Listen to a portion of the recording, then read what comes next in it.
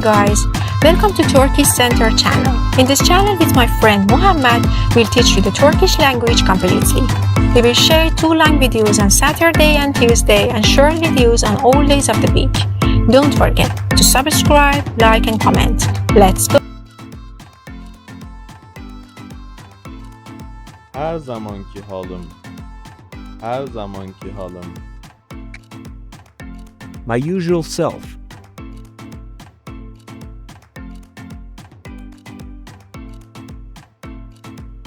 Keyfim yok. Keyfim yok.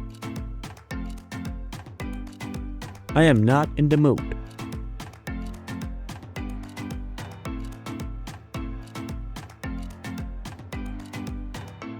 Boş hayal.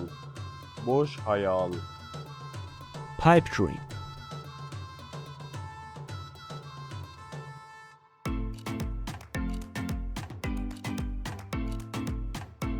Kimi kandırıyorum? Kimi kandırıyorum? Who am I kidding?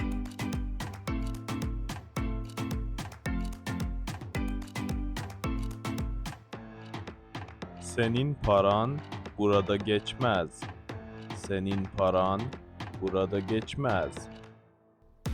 Your money's no good here.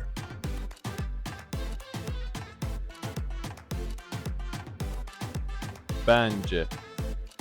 Bence. In my opinion.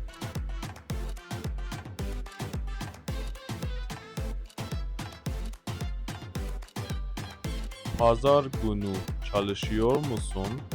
Pazar günü çalışıyor musun? Do you work on Sunday?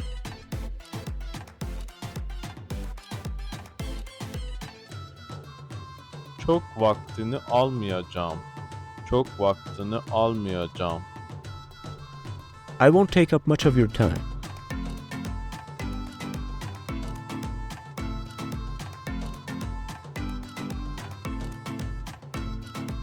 Sorun çözüldü.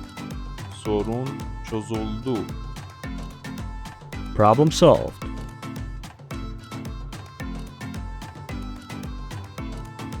En iyisi hiç konuşmamak. En iyisi hiç konuşmamak. Better left unsaid.